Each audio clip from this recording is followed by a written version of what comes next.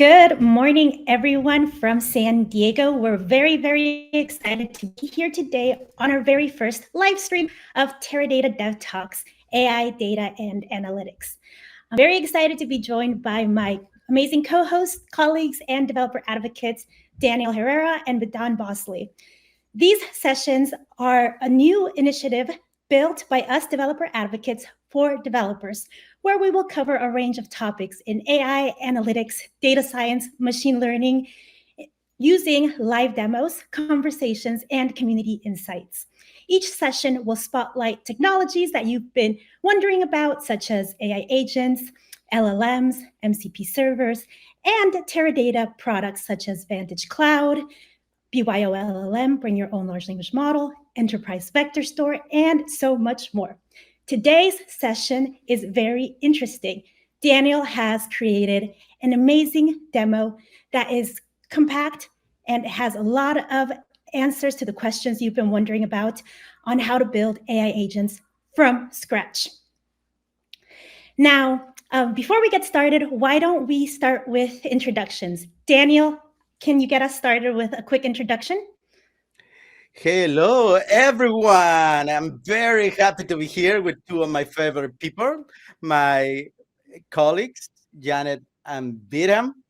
As you might have noticed, we are in different parts of the world. So we are here thanks to the technology of our technology partners and the platforms that we have, and especially you guys in the audience. We have about 35 people listening live on LinkedIn.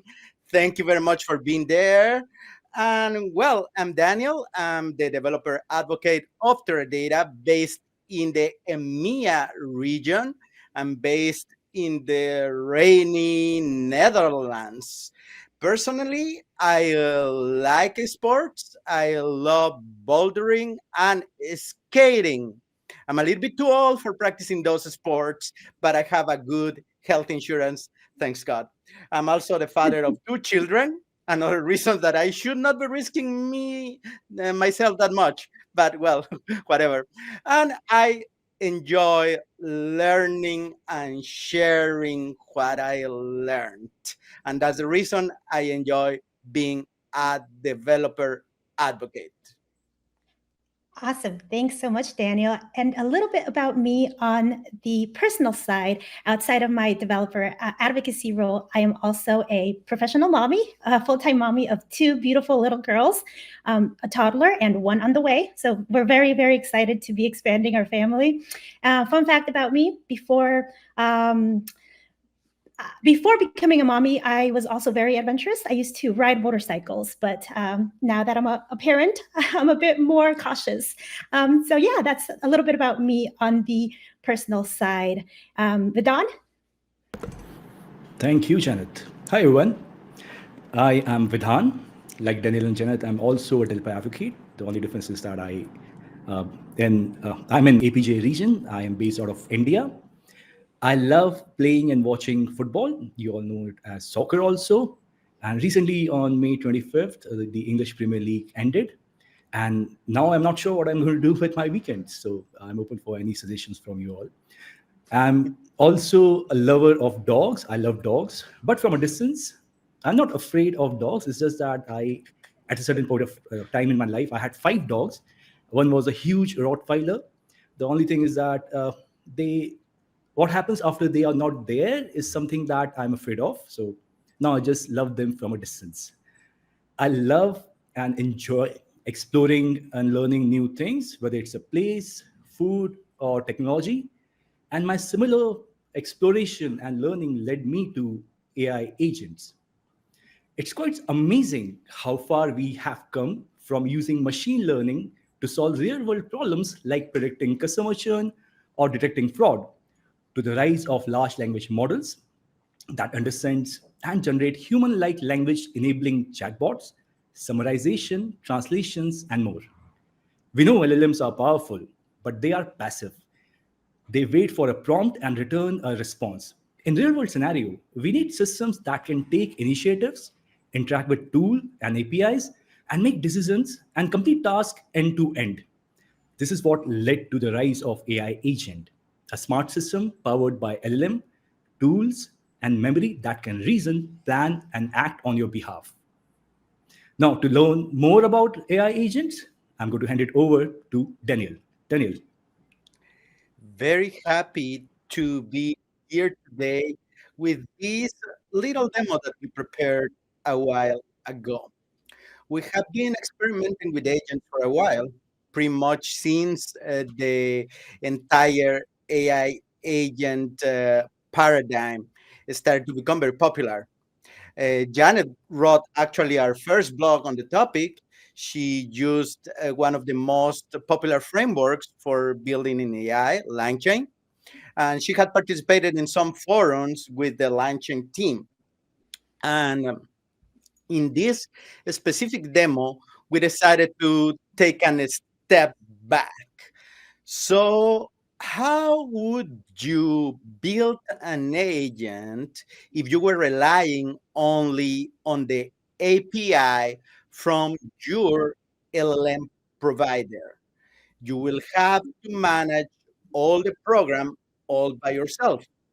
And what is the advantage of building an agent in this way? The main advantage is very didactical because when you do this, you get to know that an agent is in essence an orchestrator, which is a program itself that based on a specific guideline that you provide to the LLM in the form of a system prompt can achieve a task with the help of tools which work sort of like an API, like Birham mentioned, and data or resources that you offer the LLM to give him variable context. So if we explain these components in a little bit more detail, you have your LLM, which you access through your LLM provider. In this case, we are building an agent that performs a text to SQL task, and that's because it showcases very well these elements. The first element is what guides the agent according to what is the task and the description of the tools and the resources or context that the agent needs. So that goes into a system prompt. The tools are functions that, as their name indicates, they are stateless. So basically, the same input on those functions should give you the same result always, unless it's touching the state that actually resides in other place. In this case, our state resides in the database, and that state can be very dynamic in the case of the database. So you are accessing that state through the tools, stateless functions. Then you have resources.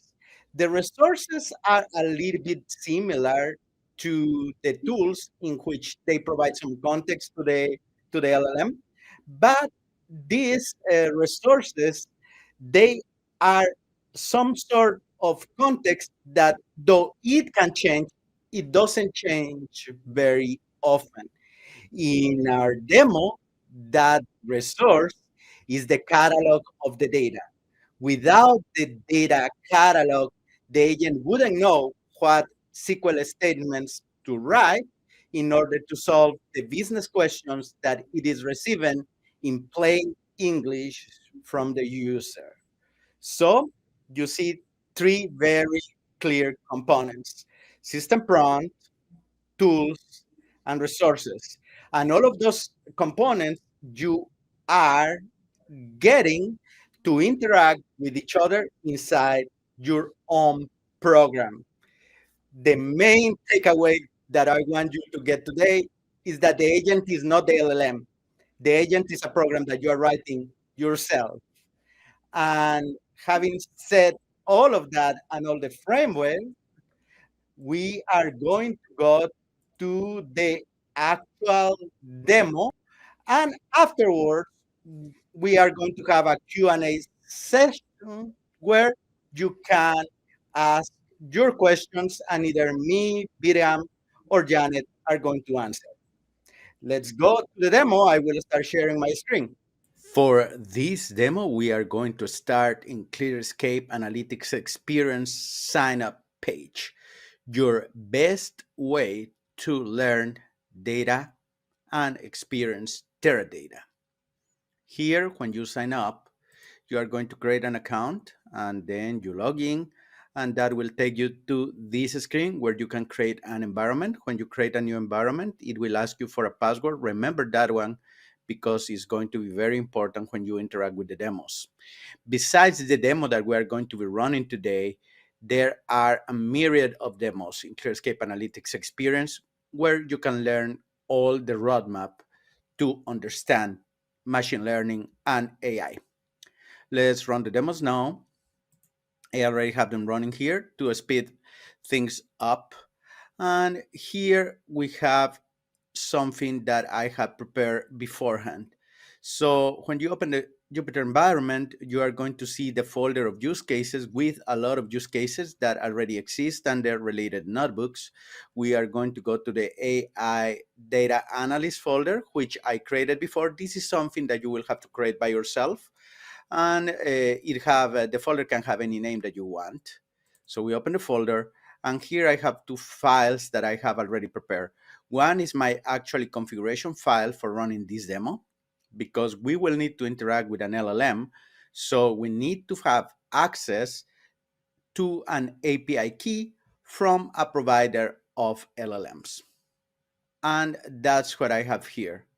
The example JSON that I have over here is just to show you how you have to create this file, which is very easy. It's just a JSON file with a key and a value. And the value is going to be your key for the API of your LM provider. This demo was developed with OpenAI API. Of course, if you want to switch it, that's possible, but some of the API calls that we have in the demo will have to change as well. Now that we are over here, we are going to load the notebook where the demo resides. This is very easy. You have to visit Teradata Medium. This will take you to our Medium publication where we have already pinned this article that contains the full explanation of the demo that we are going to be running today. For this, I will just go to this link over here. I will copy it. And after I copy this link, I will click open from URL. I will paste the link. Then I will open it. And that will open the related notebook. I will close right now this folder part so we can focus on the code in the notebook. Here, I want to go first through the components of the notebook because it is very interesting for us to be able to understand what is going on. So at the beginning, we're just setting up the project. That is, we're setting our connection to the LLM provider and the database, and also loading the testing data. Afterwards, we are configuring the agent. This is the first step of developing an agent or an AI-powered orchestrator, which is a term that I like a bit more because it's more descriptive of what this type of tool actually is. What we are going to do here is to define the components of the agent. And an agent has three basic components. It has a system prompt that defines the tasks that should fulfill. It has tools that the agent has available to fulfill that task. And it has some resources that provide context regarding that task. If you have been reading a little bit about the MCP model context protocol architecture, then you will recognize that the endpoints that are available in any MCP server basically match these three components: the prompt, the tools, and the resources. Here we are doing it all in one single notebook, so we don't have any server. Is the simplest way of doing it, and we also don't have any framework for it. So you are going to see close to the bone how these orchestrators are built. The other point that I want to highlight is that the LLM is not triggering any of the tools. The LLM is just calling functions, and these functions are actually the tools.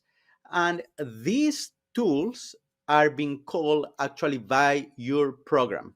So an AI powered orchestrator or AI agent is nothing more than a program that calls functions according to the instructions from an LLM that the LLM is defining according to a certain script or task or system prompt, and calls these functions with the necessary inputs. So these functions return some output. This program then passes the output back to the LLM. Then the LLM defines according to its script or system prompt what it needs to do after getting the results. So as you see, it's actually a very simple concept. So in agent configuration, what we are doing is just defining the system prompt and the tools. And then we go to define the program itself. So we have all the components. Now we need to build our AI powered orchestrator, which is just a program here. And here is where we define the runtime. And as you can see, the actual orchestrator or the actual agent is a very short function, actually. Is around 20 lines of code, a little bit more than that. But as you can see in this specific example, is not very big. Then we are going to run the agent to check how it is working.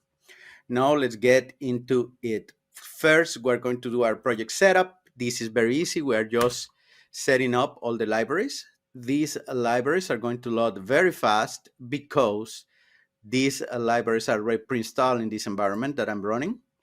And then we are going to load the libraries as imports into our notebook.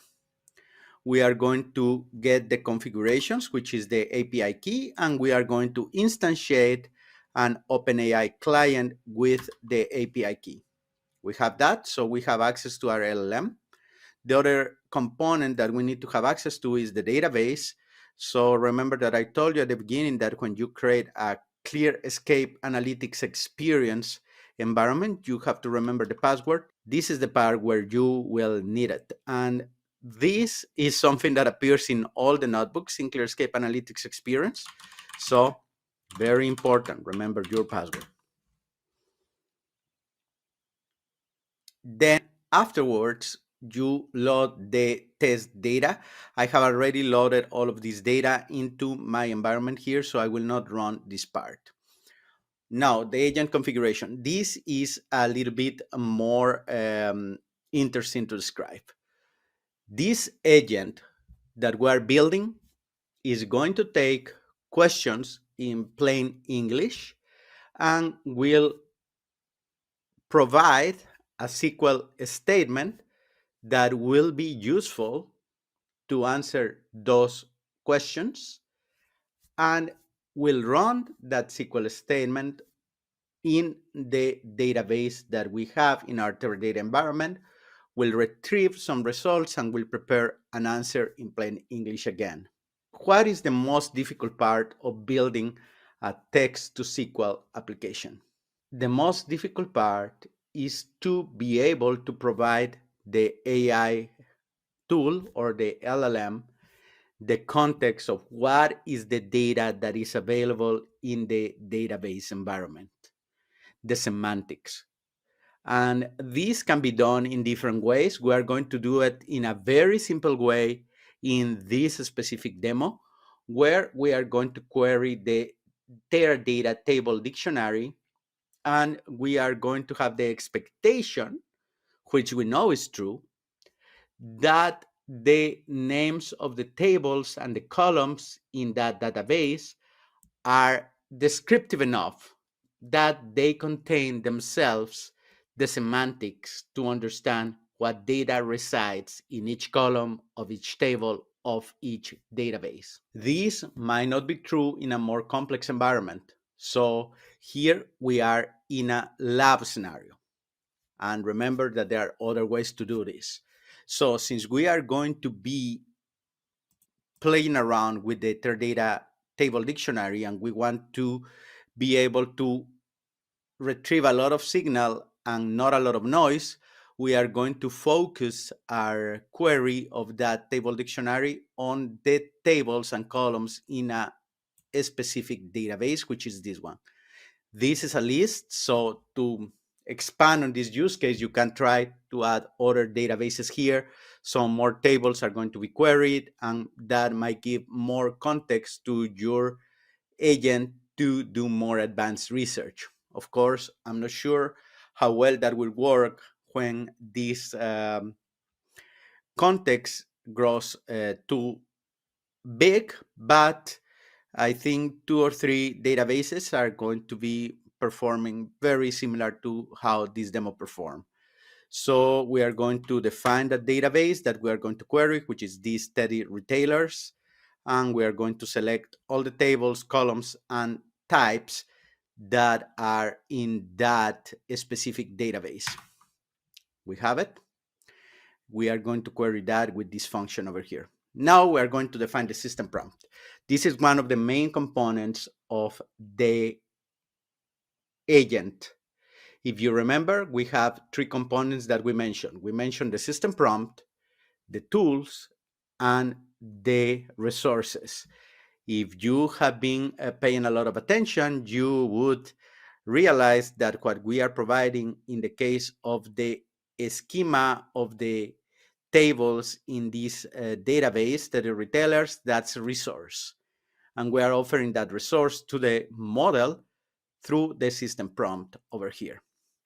We are in this system prompt telling the model basically to query the database according to questions that it will receive in plain English, then call the tool that will allow it to perform queries in the database, and with the results, prepare a response in plain English.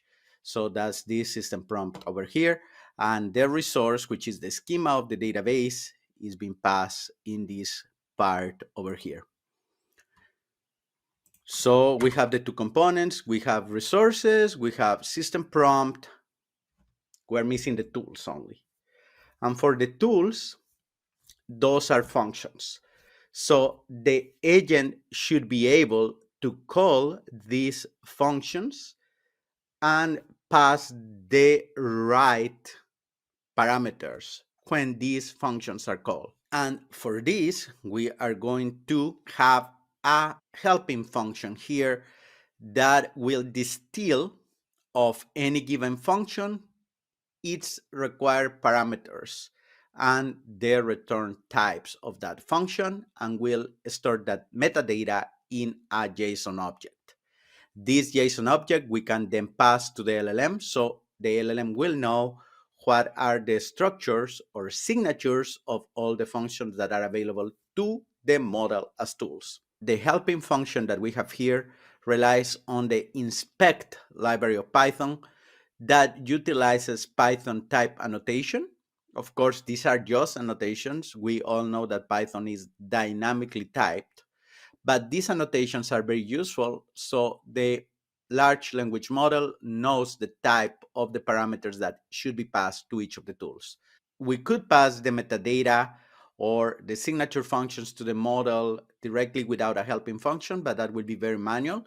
So though this is a little bit more work, we are going to create this function so we can reuse it later on, even for other projects. Here we have our function. We have it already in memory. Now, the only tool that we have here is a function that is able to query the Teradata database and run a SQL statement. This is designed in a way that is very simple in this specific example. We are running a data frame from query statement to retrieve the results and execute a query on top of the database. But this has a little caveat. This function of the Teradata machine learning library, or Teradata ML, that creates data frames very similar to pandas but a lot more performant, is not designed to include order by statements. So this statement over here is basically splitting any query that is produced to eliminate any order by statement that is included. This will allow us to have a SQL query that we can execute through this specific type of statement. Then we are passing the result of that data frame to pandas and then to JSON to be able to pass the text of the results to the LLM. This, you might be wondering why we don't include this as a prompt to tell the model to don't return any order by, and that's because the response to prompts are not predictable.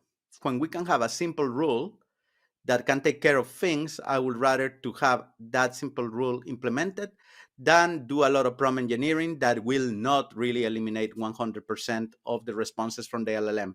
Remember, the LLM responses are non-deterministic 100% of the time. Now, we have our tool, and that's it.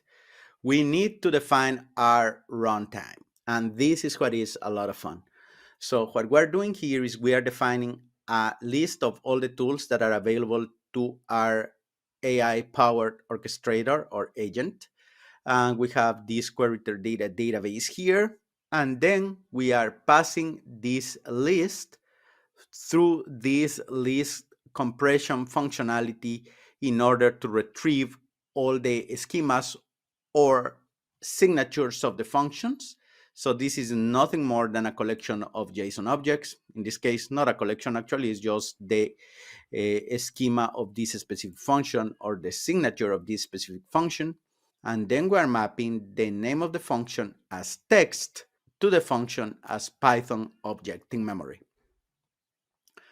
This will allow us to interact with the functions very easily later on. To execute the tools, we have another layer of abstraction that is able to receive any tool call object that the LLM releases as part of its response to the tools that we have defined before, pass the corresponding arguments, and call that specific function. This is just a general functionality that will allow us to have a generic function call of any of our tools inside of our agent runtime. We're going to run that one as well. Now we go through the runtime of the agent itself. This is the most fun part. As you can see here, the runtime of this orchestrator is nothing more than 2 loops. What these 2 loops are doing is that in one of the loops, we are managing the message chain, which we are going to define later what it is. And in the other loop, which is the inner loop, we are executing the tools.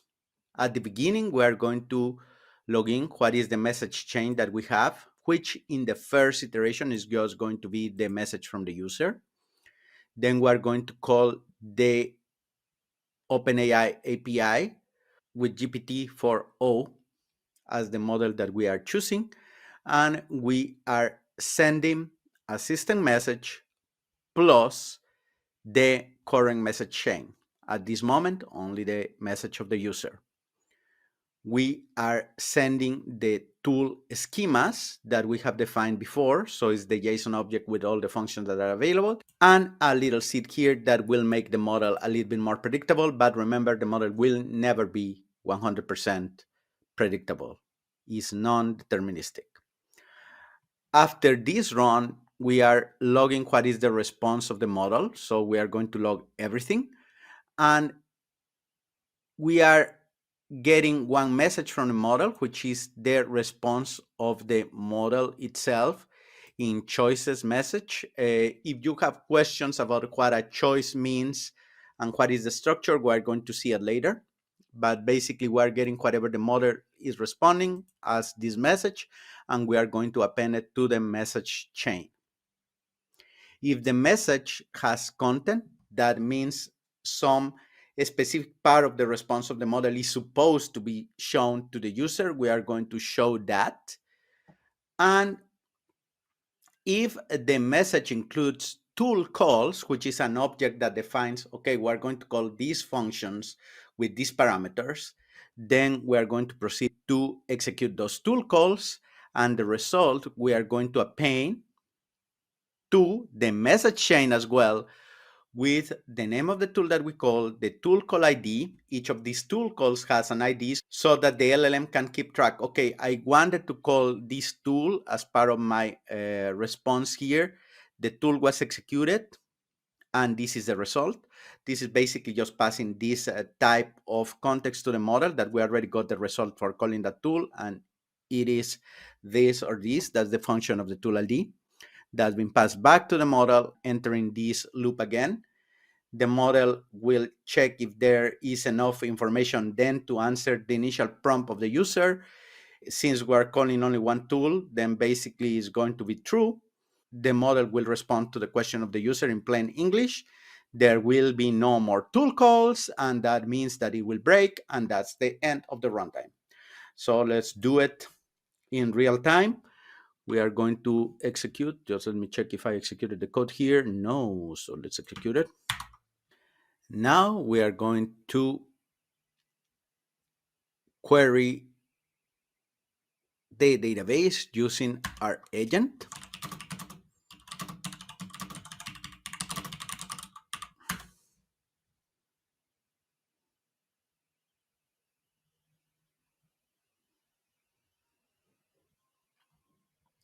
And here we have the results. So this is what I asked. The first message that we sent, which we are logging from this part of the runtime, is this question over here.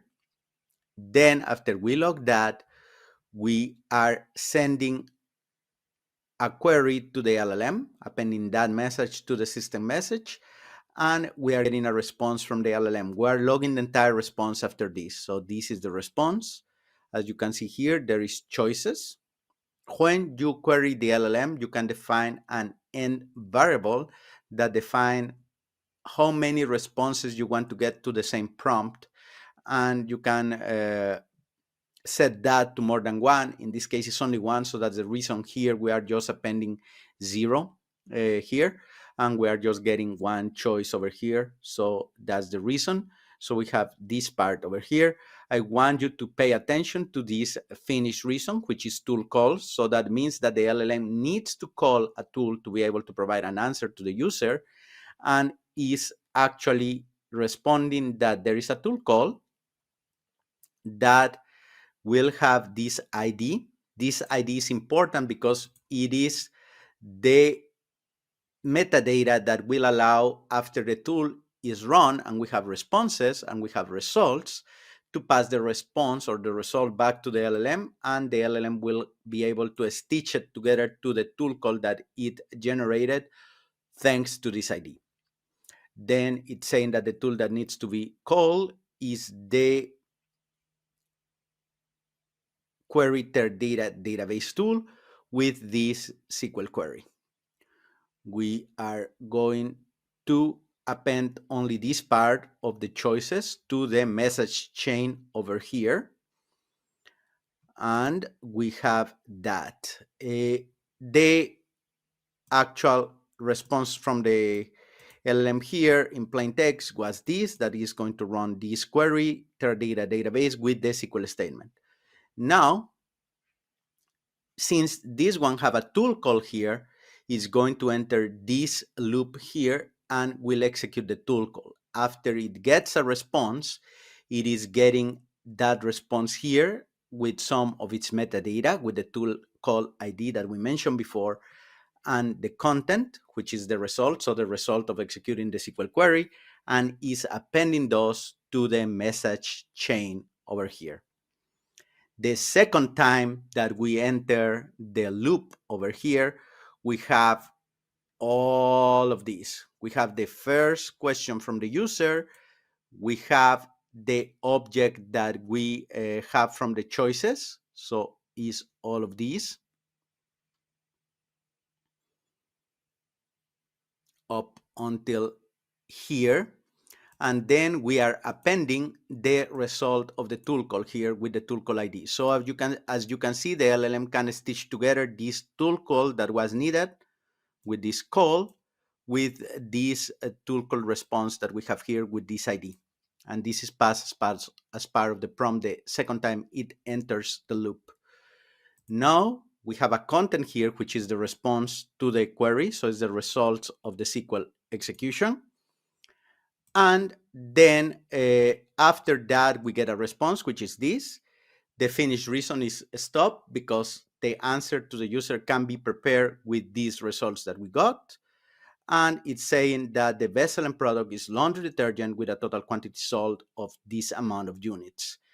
The answer is there. We got an assistant response that reflects that answer. As you can see, the orchestration of these tools is nothing more than the management of a message chain that gathers results from the tools and provides the LLM at the same time with metadata about functions that can allow the LLM to perform a given task. As we mentioned before, all of these components that we reviewed today, system prompt, the resources, which is the metadata, and the tools are common to all agents, and you will see those as the main components of an MCP server or model context protocol. But that is another live stream. Thank you very much for your attention to the demo. Back to our main booth.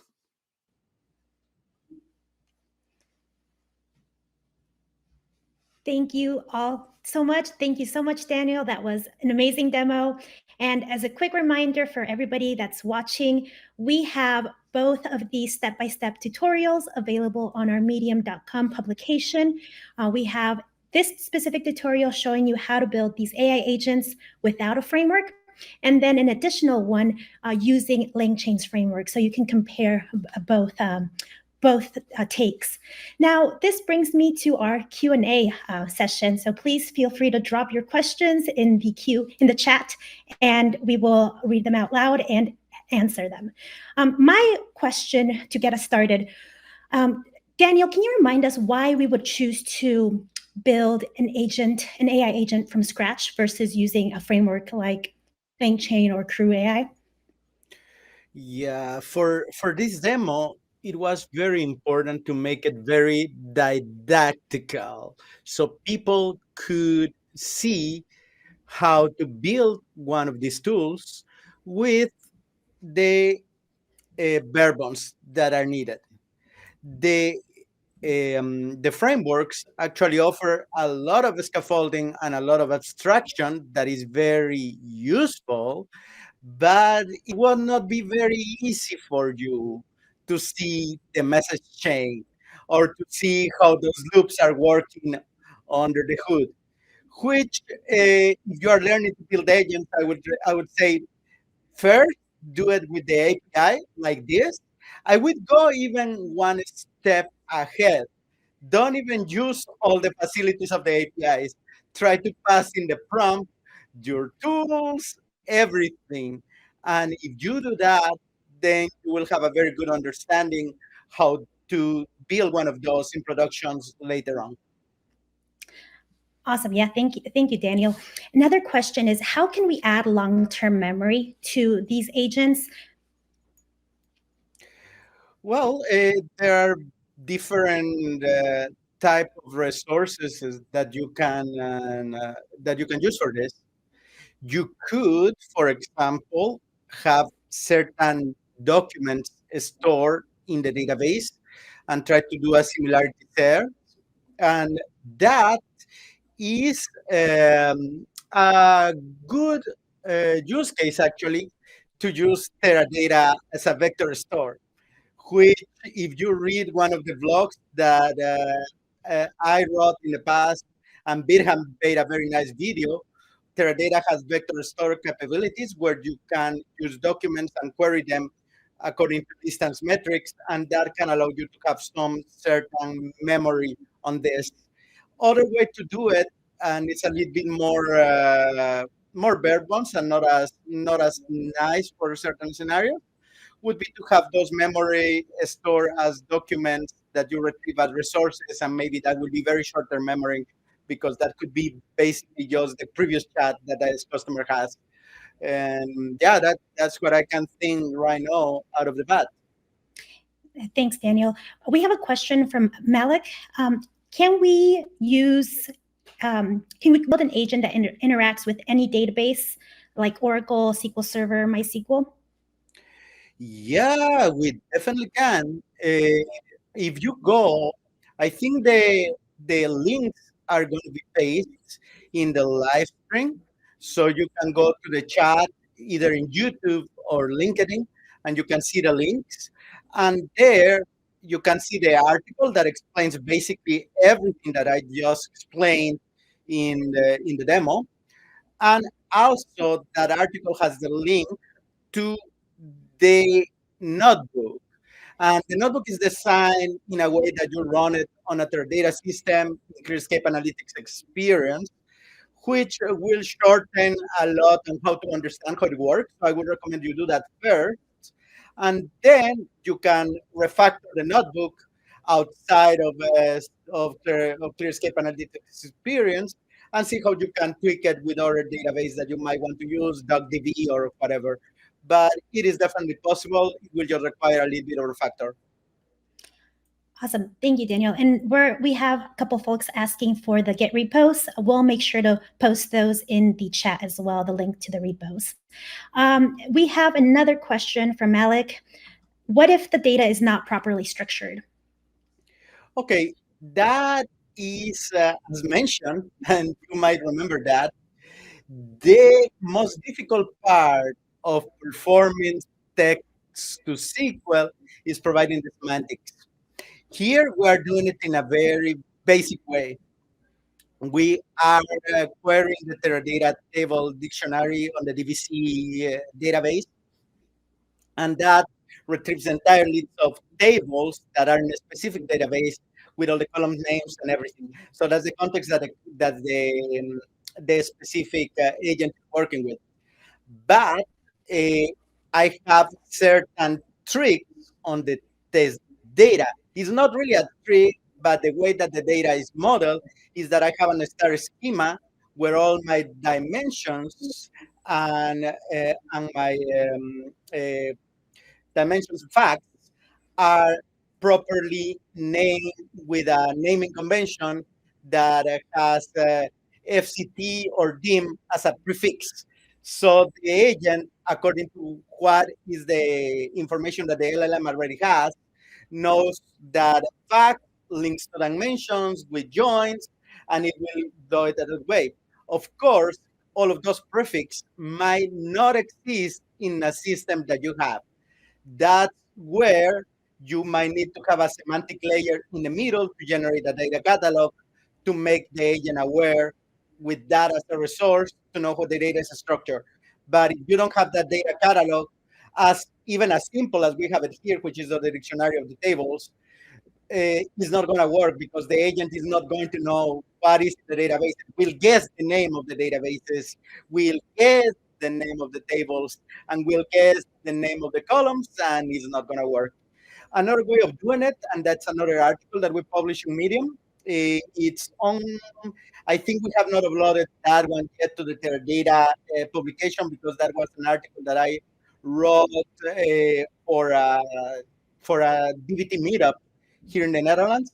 Is to use the catalog of data that is generated by DBT as the resource for the semantic data. So you can explore in the Teradata Medium article, and you will find me there, and then you can follow and you can check all of those other articles that are kind of like ancillary to this specific demo. Yeah, thanks so much for that, Daniel. And I think that's all the time we have for questions. I do want to remind you all that you can now try this demo and test it out on our Clearscape Analytics Experience site. This is a free site powered by Teradata. It's a learning site that gives you access to a free Vantage Cloud environment where you can run these demos, create databases, ingest, transform data, and yeah, this notebook will be accessible to you there. So please head on over to teradata.com/experience and you can create your account today. Vidhan will close us off. So, thanks so much, Daniel. What a great way to kick off our live stream series. I love the demo. Before we wrap up, a quick heads up. We'll be going live bi weekly, so make sure to follow our LinkedIn page to stay updated on upcoming sessions. We have a virtual webinar coming up next month on June 26th titled Transform Data Pipelines for AI Insights with Teradata, Fivetran, and DBT. You won't want to miss it. Also, don't miss, as Janet told you all, the Clearscape Analytics experience. Try it out. We are also regularly publishing new content on our Medium page. And if you have any questions or want to connect with us, feel free to post on our community website or check out our YouTube channel for more videos. All the links are in the chat. Big thanks to Daniel, Janet, and everyone who joined us today. Until next time, take care. See you. See you all.